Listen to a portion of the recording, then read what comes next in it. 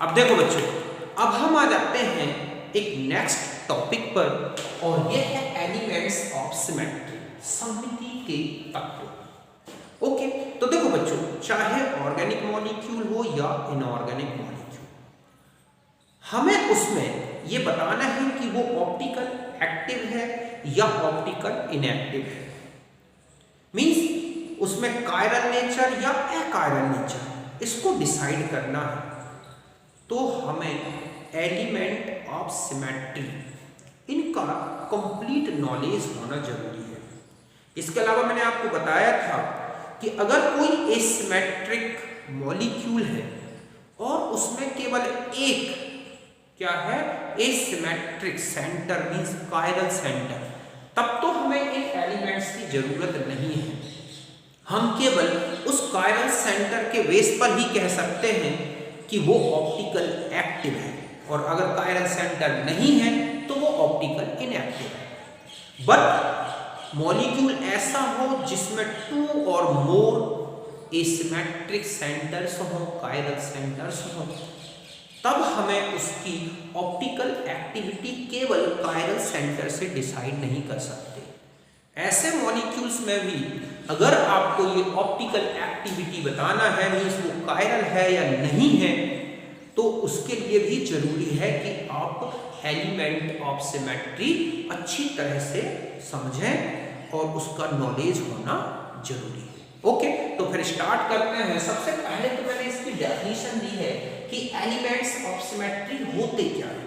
तो देखो बच्चों, किसी भी मॉलिक्यूल में, चाहे वो ऑर्गेनिक हो या इनऑर्गेनिक हो या कोई भी ऑब्जेक्ट हो, किसी भी मॉलिक्यूल में या ऑब्जेक्ट में एक ऐसा जियोमेट्रिकल पार्ट, एक ऐसा जियोमेट्रिकल पार्ट जिसमें मॉलिक्यूल का कोई भी ऑपरेशन किया जाए या मॉलिक्यूल में कोई ऑपरेशन किया जाए, मींस उसको घुमाया जाए, मॉलिक्यूल को उसको रोटेट किया जाए, मींस या फिर उसको काटा जाए, तो एक नया पैटर्न बन जाए। वो जो पैटर्न है बिल्कुल ओरिजिनल पैटर्न के जैसा हो या फिर उसमें कंप्लीट सुपर इम्पोजिबल हो। फिर से समझें कि किसी मॉलिक्यूल में एक ऐसा जियोमेट्रिकल पार्ट जिसमें मॉलिक्यूल का कोई भी ऑपरेशन मींस उसको घुमाया जाए, काटा जाए, तो एक ऐसा नया पैटर्न बने जो बिल्कुल ओरिजिनल पैटर्न के जैसा हो, मींस उसमें कंप्लीट सुपर इम्पोजेबल हो, तो वो जियोमेट्रिकल पार्ट ही क्या कहलाता है, एलिमेंट ऑफ सिमेट्री। समझ गए बच्चों कि किसी भी अणु का एक ऐसा ज्यामितीय भाग जो एक्सिस के फॉर्म में हो सकता है, प्लेन के फॉर्म में हो सकता है, सेंटर के फॉर्म में हो सकता है, जहां पर मॉलिक्यूल की कोई भी संक्रिया की जाए, कोई भी ऑपरेशन किया जाए, मींस घुमाया जाए, काटा जाए, तो एक नया फॉर्म बन जाए बिल्कुल ओरिजिनल फॉर्म के जैसा हो, मींस उसमें सुपर इम्पोजिबल हो, तो हम ऐसे जियोमेट्रिकल पार्ट को क्या बोलते हैं, एलिमेंट ऑफ सिमेट्री। जैसे हमारी बॉडी में सीधा एक प्लेन ऐसा है ना, एक ऐसा वर्टिकल, अगर हम उसमें बॉडी को 2 पार्ट में बांट दें, तो हाफ पार्ट और हाफ पार्ट एक दूसरे का मिरर इमेज होगा। तो ये जो वर्टिकल प्लेन दिख रहा है, इसी को हम क्या बोल सकते हैं, हमारी बॉडी का मिरर प्लेन। ये एक एलिमेंट ऑफ सिमेट्री है। तो यही डेफिनेशन दी है कि the geometrical part of molecule on which done any operation of molecule then obtain a new pattern of molecule which is superimposable on original pattern, then the geometrical part is called element of symmetry। समझ गए बच्चों कि अणु में उपस्थित एक ऐसा ज्यामितीय भाग जिस पर अणु में कोई भी संक्रिया की जाए तो अणु का एक नया रूप प्राप्त होता है जो मूल रूप पर पूर्ण अध्यारोपित हो, तो इस ज्यामितीय भाग को ही हम क्या बोलते हैं, सममिति का तत्व। देखो कैसे, जैसे ये एक हम एक्सिस ले लें, ओके, इस पर इसका रोटेशन करना, ये चारों कॉर्नर्स एक से हैं, क्यूबिक स्ट्रक्चर है। अब ये भी ए बी, ये भी ए ए, इस तरह से एक क्यूबिक जो इसके सारे कॉर्नर्स एक से, आपने इसमें 90 डिग्री का रोटेशन करा दिया। क्या करा दिया, घूर्णन, रोटेशन।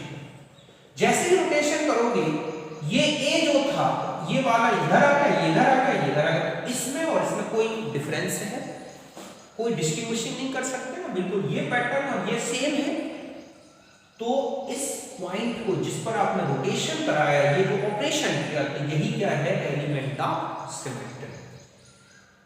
ये एक दूसरे पर कंप्लीट सुपर इम्पोजेबल है। आपने इस पैटर्न को घुमा दिया, ये बन गया, तो इस और इसमें कोई डिफरेंस नहीं है। जस्ट ऐसा ही देखो, आप यहाँ h है, यहाँ h है, यहाँ h है, आप इनको इस तरह से रोटेट कर दो, तो यहाँ पर एक एक्सिस लेके अगर हम रोटेशन करते हैं, तो यहाँ पर एक क्या होगा, एलिमेंट ऑफ सिमेट्री। या आप इसे दो पार्ट में काट दो तो भी एलिमेंट ऑफ सिमेट्री दिखेगा। तो ये है एलिमेंट ऑफ सिमेट्री। हमें यहाँ पर 4 एलिमेंट्स ऑफ सिमेट्री को डिस्कस करना है। एक है प्लेन ऑफ सिमेट्री, जिसे हम POS या फिर सिग्मा से रिप्रेजेंट करेंगे, सममिति का पद। Centre of symmetry COS, iota symbol है सममिति का केंद्र। Axis of symmetry AOS, CN symbol है सममिति की अक्ष। और alternate axis of symmetry AAOS, सममिति की परावर्तन अक्ष। इन हम 4 एलिमेंट्स ऑफ सिमेट्री को अच्छी तरह डिस्कस करेंगे, फिर डिफरेंट ऑर्गेनिक मॉलिक्यूल्स लेंगे, उनमें ये एलिमेंट्स देखेंगे और इनके बेस पर ये डिसाइड करेंगे कि कौन सा कायरल है, कौन अकायरल है। ऐसे क्वेश्चंस आते हैं बच्चों, जिसमें आपको एक मॉलिक्यूल बना दिया जाएगा, उस मॉलिक्यूल को देख के आपको ये बताना है कि वो कायरल है या अकायरल। ध्यान रखें, अगर किसी भी कंपाउंड में, किसी भी मॉलिक्यूल में एक भी क्या आ जाए, एलिमेंट ऑफ सिमेट्री, तो फिर वो मॉलिक्यूल ऑप्टिकल एक्टिव नहीं होगा, मींस अकायरल होगा। और अगर एक भी एलिमेंट ऑफ सिमेट्री नहीं है तो वो डिससिमेट्रिक कहलाएगा, और ऐसा मॉलिक्यूल ऑप्टिकल एक्टिव होगा, मींस कायरल होगा। ओके, तो यहां तक पहले आप नोट करें।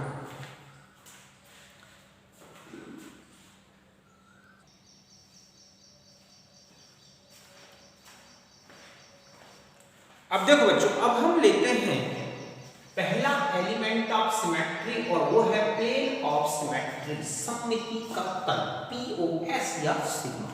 देखो, सममिति का तल, plane of symmetry means molecule में एक ऐसा इमेजिनरी प्लेन जहां से मॉलिक्यूल को अगर बाइसेक्ट किया जाए, उसे कट किया जाए, काटा जाए, तो 2 पार्ट में बटे और एक हाफ पार्ट दूसरे हाफ पार्ट का मिरर इमेज हो।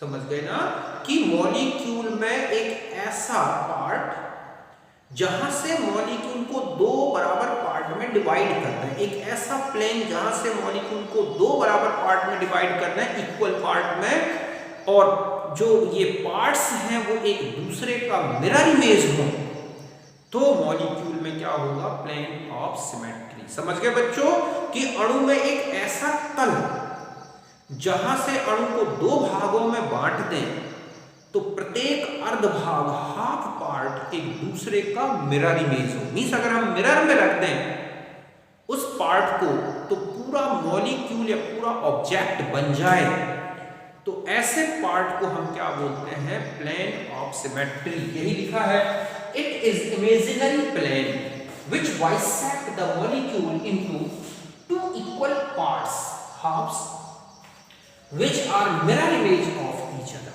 समझ गए बच्चों, अणु में उपस्थित एक ऐसा काल्पनिक तल जिस पर अणु को 2 बराबर भागों में बांट दे और दोनों भाग एक दूसरे का दर्पण प्रतिबिंब होते हैं, तो उसे बोलते हैं प्लेन ऑफ सिमेट्री।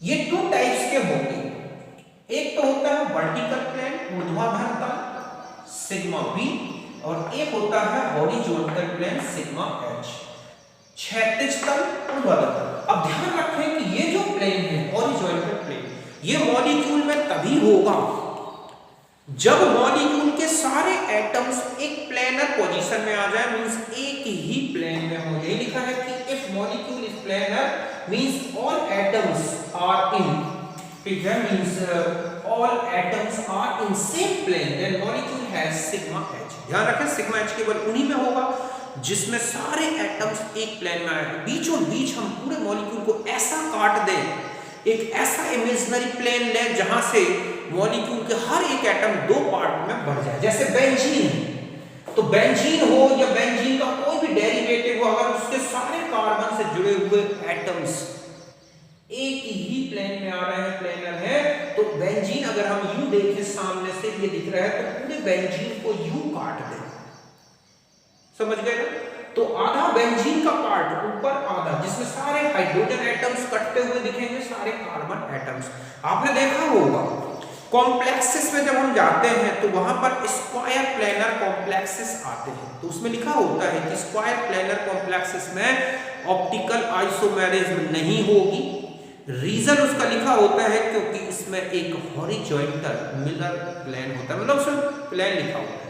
हम ऐसा देखें कि यहां पर इसमें ये भी ध्यान रखें कि चाहे ये एटम्स बिल्कुल सेम हो या फिर डिफरेंट हो, कि यहाँ क्लोराइड, यहाँ ब्रोमाइड, यहाँ आयोडाइड, या कुछ भी लगा दो, अगर मॉलिक्यूलर प्लेन में है तो वो सममिति का तल उसमें क्षैतिज होगा, मींस उसमें ये वाला सिग्मा एच होगा। अगर हम स्क्वायर प्लेनर कॉम्प्लेक्स की बात करें, चाहे चारों कॉर्नर्स में same atom chloride chloride bromide bromide कुछ भी जोड़ दो या डिफरेंट जोड़ दो, ये मॉलिक्यूल में अगर आप ऐसा देखेंगे स्क्वायर प्लेनर, तो यूं काटा जा सकता है, जो मॉलिक्यूल के दो स्क्वायर पार्ट में बांट देगा, तो ये भी एक ऑप्टिकल एक्टिव नहीं होगा। हम इसे क्या बोलेंगे? Optical inactive. Optical inactive means इनमें ऑप्टिकल आइसोमेरिज्म नहीं होगा। अब आता है कि वर्टिकल क्या है, तो वर्टिकल का है सीधा दो पार्ट में बांट दे, जो एक दूसरे का मिरर है। जैसे ये है बेंजीन, तो बेंजीन में ये है कार्बन, आप ऐसे भी दो पार्ट में बांट सकते हैं, तो दो कार्बन यहाँ, दो कार्बन यहाँ, यहाँ, और ये दो कार्बन बीच से कटेंगे। हाइड्रोजन भी प्लेन में है, तो ये पार्ट और ये पार्ट एक दूसरे का मिरर इमेज दिख रहा है, तो ये है हमारे क्या? Vertical mirror plane. और इस तरह के प्लेनर मॉलिक्यूल में हॉरिजॉन्टल मिरर प्लेन होता है। तो यहां तक आप नोट करें, ओके।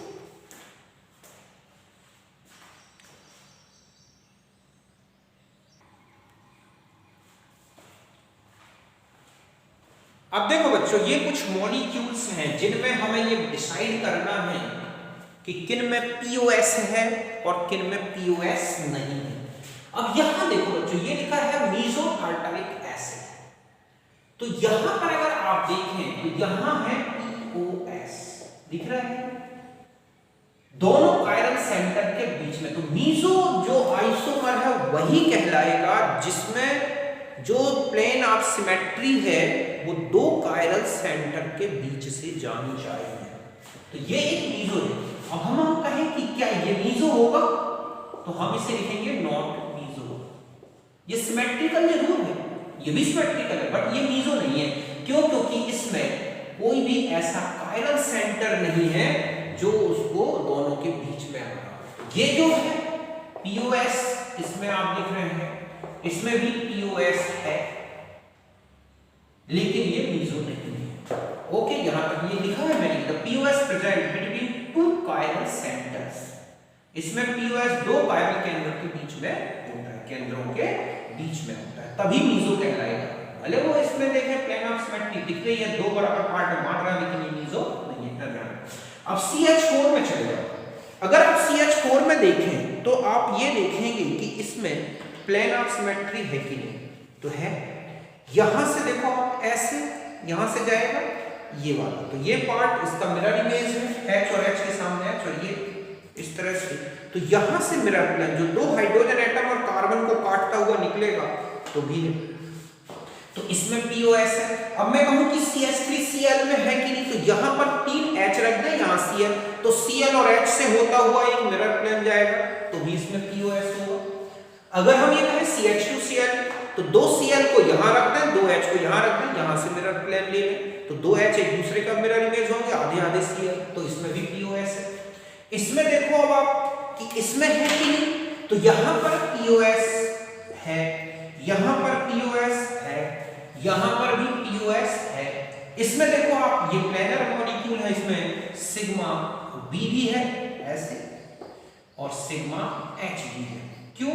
क्योंकि इस मॉलिक्यूल को यूं बिल्कुल काट सकता है। इसमें चले जाएं तो इस मॉलिक्यूल में कौन सा है? सिग्मा एच भी है, और ऐसे देखो आप ऐसे, तो भी यहां पर तो इसमें सिग्मा एच है क्योंकि प्लेनर है, तो पीओएस यहां पर भी है, पीओएस यहां पर भी है। इसमें देखो तो यहां पर ये है CH3, हम इसको ऐसे लिख लेंगे H और H, तो यहां से ये मिरर प्लेन आ जाएगा। तो यहां पर भी POS है, यहां पर भी POS है, यहां पर भी POS है, समझ गए ना? ऐसे मतलब ये निकलेगा। जस्ट ऐसा ही हम इसमें देख सकते हैं।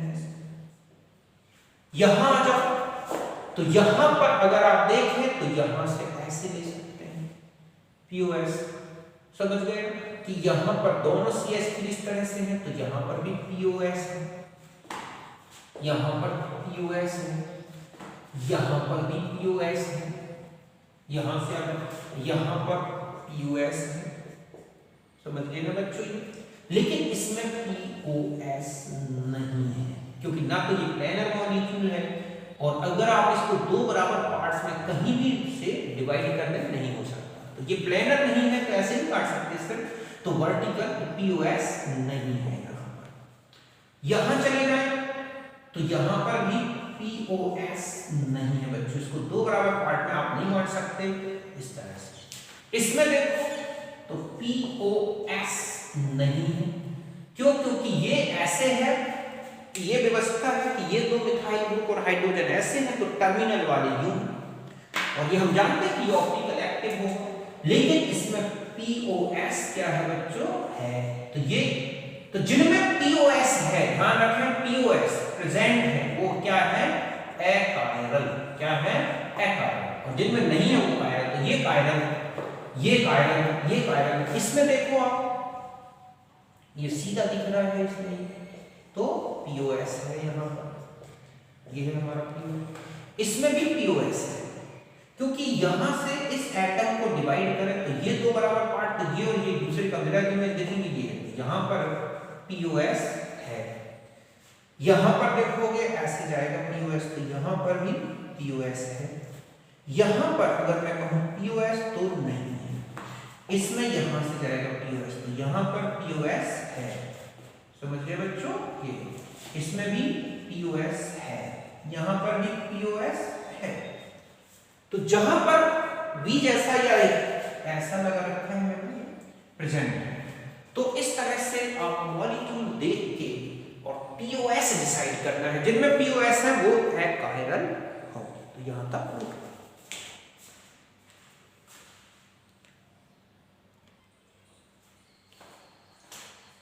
अब देखो बच्चों, ये कुछ मॉलिक्यूल्स हैं, इनमें आपको डिसाइड करना है POS। तो देखो आपके ये दिख रहा है, इसमें POS है, यहां से आप ले लो POS, ऐसे जाएगा POS, इसमें POS नहीं है, कहीं से भी दो बराबर पार्ट में नहीं डिवाइड कर सकते, दूसरे का मिरर इमेज नहीं है, ऊपर नीचे है।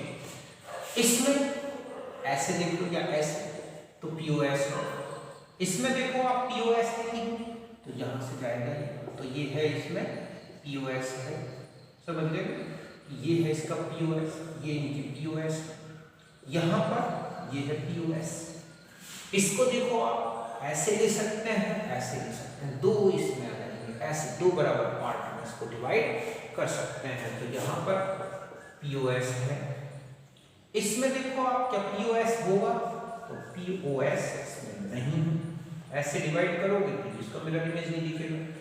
ओके, इसमें जाओ तो ये है POS, कहां से दिखेगा बच्चों? नो, ये नहीं, ऐसे नहीं है, ऐसे में भी नहीं आएगा, ये है इस तरह से, तो ये प्लेन है, समझ गए ना? इस तरह से हम ये कहें कि ये ना इसमें ऐसे रहेंगे, तो ये है इस तरह का, तो यहां से ही आएगा ऐसे POS है इसमें, देखिएगा ना ऐसे यूं कटेगा H, और यहां पर यूं बना दें हम, तो POS। इसमें देखो बच्चों क्या POS होगा? ये है C, तो हमें इसमें डिसाइड करना है कि POS होगा या नहीं।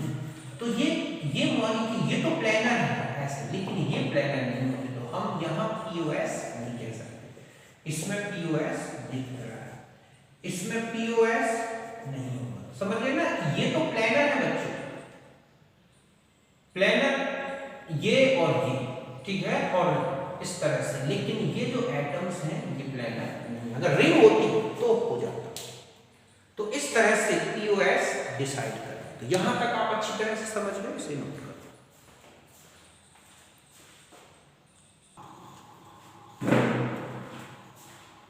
अब देखो बच्चों, नेक्स्ट एलिमेंट है और ये है सेंटर ऑफ सिमेट्री, सममिति का केंद्र, आयोटा, COS।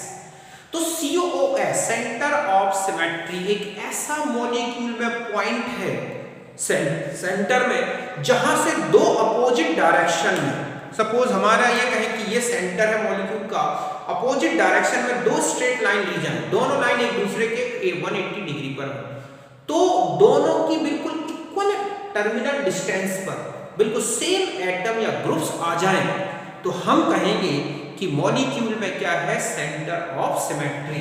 ये लिखा है कि imaginary point centre in molecule from which if two lines okay are drawn in opposite directions, जो कि 180 डिग्री पर है दोनों lines, the terminal of each line should touch the same atom और ग्रुप एट सेम डिस्टेंस। तो हम कहेंगे, ठीक है, कि देन ये कहलाएगा देन सेंटर पॉइंट, यही क्या कहलाएगा, COS।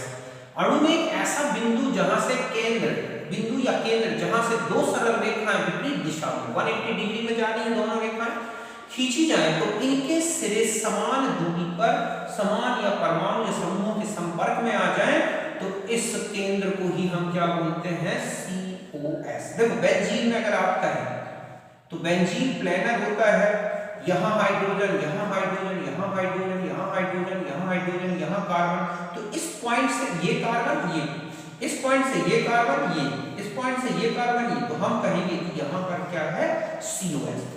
ऐसे ही ये है मान लो ट्रांस ब्यूटीन, 2 ब्यूटीन, तो CH3 यहाँ से एक पॉइंट में, तो यहाँ पर इक्वल डिस्टेंस में या यहाँ से यहाँ इक्वल डिस्टेंस में आप देखेंगे सेम एटम मिल रहे हैं, तो यहाँ पर भी क्या है, COS होगा।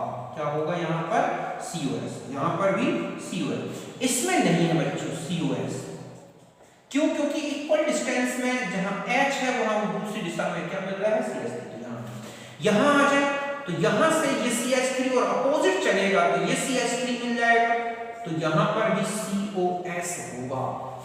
यहां पर मैं कहूं तो COS होगा। देखो यहां से यहां और यहां, इस पॉइंट से अगर इस तरफ जाए और इस तरफ जाए, इस पॉइंट से इस तरफ जाए, इस तरफ जाए, इस तरफ से इस तरफ जाए, तो यहां पर भी COS होगा। इसमें होगा क्या, तो इसमें आप देखोगे COS नहीं है। क्यों, क्योंकि हम यहां से अपोजिट चलना है पीछे की तरफ, तो ये तो ऊपर की तरफ है, तो COS नहीं है। लेकिन अगर मैं कहूं POS तो है। इसमें देखो आप ऐसे चल जाओ तो इसमें COS होगा। इसमें है क्या बच्चों, COS तो होगा, ये सेम ग्रुप है, ओके, यहाँ CH3 है, यहाँ CH3 है, यहाँ CH3 है, तो यहाँ पर भी COS होगा। मैं कहूँ POS है तो ये भी है। इसमें देखो क्या COS है, तो अगर आप यहां से यूं चले ऐसे, तो अपोजिट डायरेक्शन में दो तो मिल रहे हैं, बट अगर आप इसमें यहां पर देखें कि ये ऐसे चले तो क्या मिलेगा, तो आप यहां पर COS नहीं ले सकते। एक तरफ तो मिल रहा है लेकिन पूरे मॉलिक्यूल में ऐसा होना चाहिए, तो यहां पर COS नहीं है। इस मॉलिक्यूल में देखो ये OH, यहां पर ये बिल्कुल अपोजिट में, तो यहां पर COS होगा। यहां पर है क्या, आप देख रहे हैं कि ये वर्टिकल है तो ये हॉरिजॉन्टल है, तो यहां पर COS नहीं होगा। लेकिन यहां पर तो अगर मैं इसमें कहूं तो यहां और यहां तो COS नहीं है, लेकिन अगर हम इसका सिस फॉर्म ले लें तो COS आ जाएगा। तो इस तरह से आपको COS डिसाइड करना है कि किसी मॉलिक्यूल में COS है या नहीं है।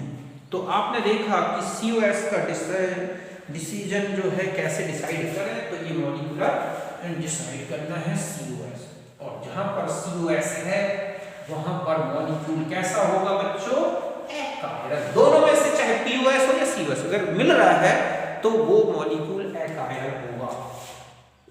हम ये कहें कि हमारे पास यहां पर CH3 है और यहां पर ऐसा CH3 है, तो तो क्या COS होगा? तो नहीं होगा। अगर हम ये कहें कि हमारे पास यहाँ पर CH3 है, यहाँ पर CH3 है और यहाँ Cl है, तो क्या COS होगा? तो नहीं होगा। तो Cl Cl Cl Cl, तो इसमें COS दिख रहा है। तो COS डिसाइड करना तो बहुत ईजी है। आपको क्या करना है, मॉलिक्यूल के सेंटर से एक लाइन खींचनी है अपोजिट डायरेक्शन। अगर उसमें दो अपोजिट डायरेक्शन में किसी भी दो अपोजिट डायरेक्शन में पूरे मॉलिक्यूल में होना चाहिए, दो अपोजिट डायरेक्शन, चाहे यूं लें चाहे यूं लें, मॉलिक्यूल में सेम एटम्स बिल्कुल डिस्टेंस में, चारों तरफ के एटम्स जो है बिल्कुल इक्वल डिस्टेंस में रखते हैं सेंटर से, एक ही लाइन अपोजिट डायरेक्शन में, तो आप कहेंगे उस मॉलिक्यूल में COS है। अगर इसमें कहें तो COS तो नहीं है, लेकिन POS आप देख रहे हैं, ये तो एक आयरन ही होगा ये। तो इस तरह से मैंने आपको COS और POS के बारे में बताया। बाकी एलिमेंट ऑफ सिमेट्री हम नेक्स्ट लेक्चर में लेंगे। ओके, तो फिर मिलते हैं नेक्स्ट वीडियो में, तब तक के लिए बाय, नमस्कार।